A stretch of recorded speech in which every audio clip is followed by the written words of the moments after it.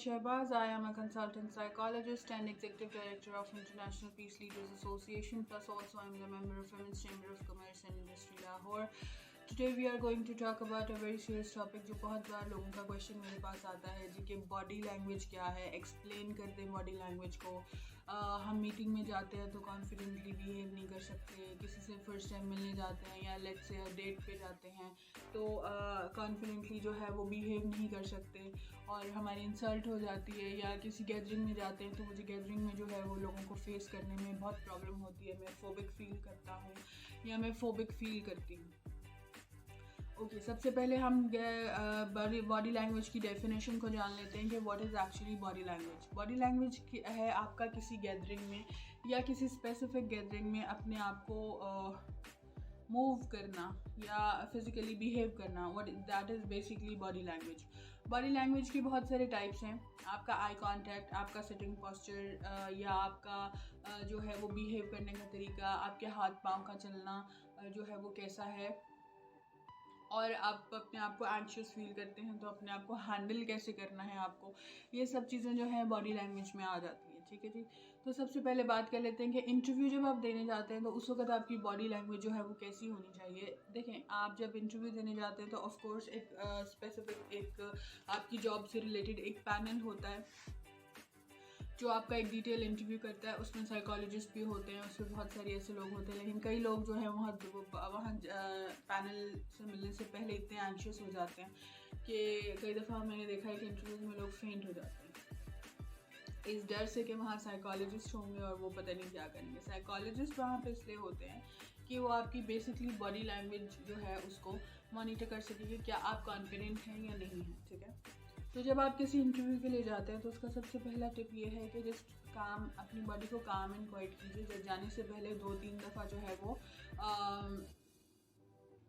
Deep breath कर लें ताकि आपको जो है थोड़ा सा ऑक्सीजनेट हो जाए आपकी बॉडी, आप थोड़े से रिलैक्स हो जाए। ठीक है। डीप ब्रीदिंग एक्टिविटीज़ जो होती हैं वो एंटी एंग्जाइटी होती हैं। अगर आपको थोड़ी बहुत एंग्जाइटी हो भी रही है जस्ट काम डाउन, उसके लिए आपको किसी स्पेसिफिक पॉस्चर की ज़रूरत नहीं होती। ठीक है जी। जब आप इंटरव्यू के लिए रूम के अंदर चले जाते हैं तो सिट कॉन्फिडेंटली, बहुत आराम से जाके वहाँ बैठ जाएं। कोई भी आपको कुछ नहीं कहेगा, कोई भी आपके साथ जो है वो लेकिन वो ये ज़रूर मॉनिटर करेंगे कि आपके अंदर आने का तरीका क्या है, आप किस तरह से बात करते हैं। जब आप बैठ जाएं तो आपका जो भी रिज्यूमे है, जो भी आपकी फ़ाइल है वो टेबल पे रखिए and place your hands like this on the table. कभी भी अंडर द टेबल हाथ मत रखिए, कभी भी ऐसे हाथ मत रखिए, क्योंकि इससे मतलब इस तरह हाथ रखने का मतलब है कि आप अथॉरिटी अपनी शो कर रहे हैं। ठीक है। और इस तरह हाथ रखने का मतलब ये होगा कि आप जो है कॉन्फिडेंट नहीं हैं और आप जो है बिहेव करना नहीं जानते कि आपको पैनल के साथ, या आप डरे हुए इन शॉर्ट वर्ड। सो जब आप बैठ जाते हैं जाके तो उसके बाद अपने हाथ ऐसे रखने के बाद आपका आई कांटेक्ट जो है बहुत क्लियर होना चाहिए। आप लेफ़्ट और राइट तो देख सकते हैं लेकिन नीचे कभी मत देखिए।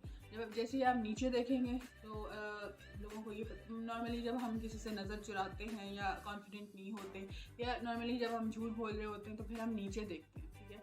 लेफ़्ट और राइट नहीं देखते या आई कांटेक्ट नहीं बना सकते तो वो क्योंकि हम कॉन्फिडेंट नहीं होते, हम झूठ बोल रहे होते हैं, हम कोई मिस्टेक कर रहे होते हैं अपनी, या हम रॉन्ग कोई बात कह रहे होते हैं, तो इस वजह से हम नीचे देखते हैं। तो ये एक नेगेटिव मार्किंग में चली जाती है बात। तो आई कांटेक्ट अपना जो है वो बेसिक रखिए, लेफ़्ट राइट देख सकते हैं, नीचे नहीं देखना आपने। ठीक है। सेकेंडली, कोई भी हैंड या फुट या लेग अपना शेक मत कीजिए। कई लोगों को आदत होती है हाथ पांव शेक करने की, तो ये गलती मत करेंगे क्योंकि अगर आप ये मिस्टेक करेंगे तो इसका ये मतलब है कि आप बहुत ज़्यादा एंग्जाइटी में हैं या आप परेशान हैं।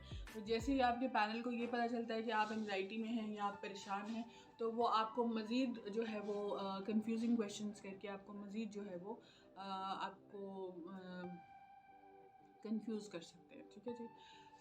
सेकेंड सिचुएशन हमारी ये आ जाती है कि जब हम किसी से मिलने के लिए जाते हैं, फॉर एग्जांपल डेट पे जा रहे हैं या किसी से फर्स्ट टाइम हमारी मीटिंग है, तो क्या है, देखें, अब फॉर एग्जांपल आप किसी लव्ड वन से मिलने जा रहे हैं तो ज़ाहिर बात है कि आप किसी होटल में जाएंगे, किसी पार्क में जाएंगे या किसी कैफ़े में जाएंगे। ये तीन ही जो है लोकेशंस होती हैं।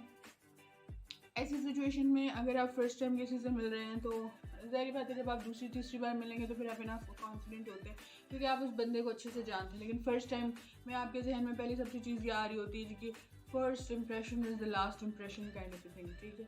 तो जब आप इस तरह की चीज़ कर रहे हों या फर्स्ट टाइम किसी से मीटअप के लिए जा रहे हों, तो उसका सबसे बेस्ट तरीका ये है कि जो एनवायरनमेंट है आपका, सराउंडिंग्स है आपकी, आप उसमें डाइवर्ट कर लें अपने आप को, बजाय इसके कि आप कॉन्शियस हो रहे हैं, कभी अपना गला ठीक कर रहे हैं, कभी बाल ठीक कर रहे हैं, कभी आप अपना सिटिंग पोस्चर ठीक कर रहे हैं और आपसे बात नहीं हो रही है। इससे अच्छा है कि आप उस पर्सन के क्वेश्चन का आंसर भी दें बहुत लाइट मूड में, स्माइल के साथ और अच्छे तरीके से, लेकिन आपने अपने आप को डाइवर्ट किया हो उस इन्वायरमेंट में। कैफ़े का इन्वायरमेंट ज़ाहिर बात है बहुत अच्छा होगा, बहुत सारे और भी लोग होंगे वहाँ पे, अनलेस कि वो आपकी बहुत प्राइवेट मीटिंग नहीं है।